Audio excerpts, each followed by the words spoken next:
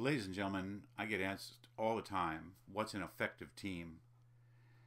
And wherever I go in the United States of America and abroad, if I ask people for the characteristics of an effective team, they generally say the same things. They are good communicators, they watch out for each other, they have a focus, they are energized by one another. And I think all those things are true. And if you read the literature, there are countless pieces of material that will identify the characteristics of a great team. But the actual methodology to create a great team, that's something that is hard to find. That's something that lives in the essence of the development of those individuals as they turn into a high-functioning team. So this first part of our conversation is about what happens when teams don't have the opportunity to really debrief and tap into other resources. We'll begin this with a little story.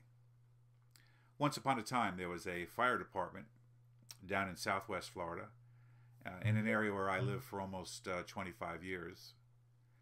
And in this particular fire department, they had one fire engine, and there were only 3 people that normally worked the day shift. And those 3 people took care of that fire engine like it was their own.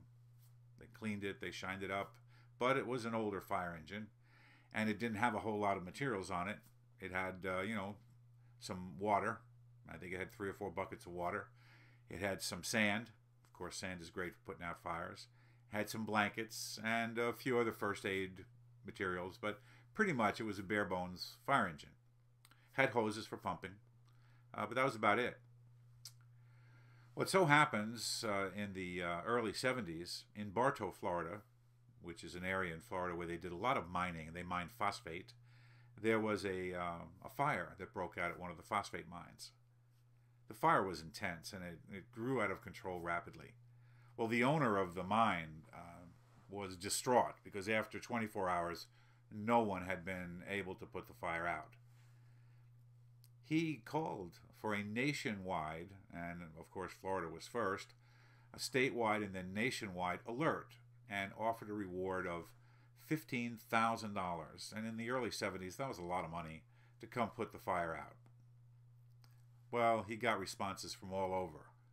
Miami, Orlando, Jacksonville, South Georgia, and heard of other groups coming from other states. But as each fire group got there and rolled up on the scene, they went up this little rise because a phosphate mine kind of looks like a volcano with a very wide cone. So these fire engines would drive up to the edges of this particular mine and they'd stop because the heat was intense. Well, the Punta Gorda group heard about this and they said, $15,000, we got to go. And they went. Took them, about 4 hours to get there. By the time they got there, they saw all the other fire trucks kind of lined around the rim of this particular phosphate mine.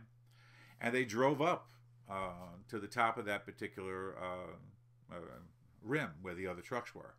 As they got to the top, they realized that the others had stopped, and they realized it was hot.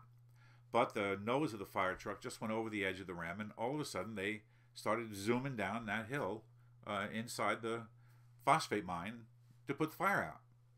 They got to the bottom, and they jumped out of the truck. They took the 3 buckets of water, the 3 buckets of sand, and all the blankets that they had, and the 3 of them just worked on it for about 15 or 20 minutes, and they beat the center out, and they actually stopped the fire.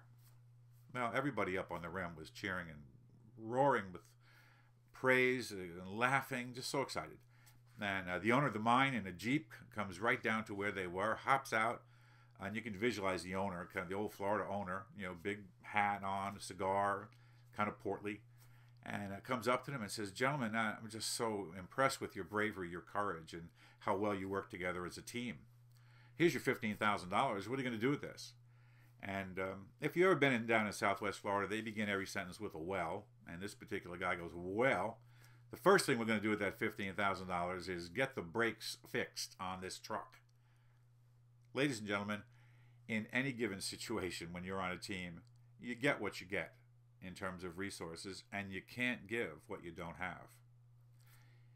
When you're working in the current reality, putting out fires day after day after day, you're really stuck working with your current reality resources.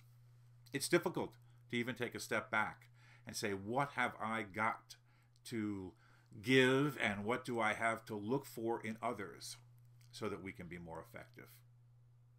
Current reality, you get what you get. Future reality, we've got to figure out how to tap into one another and build the resources that all of us actually have inside. More to come.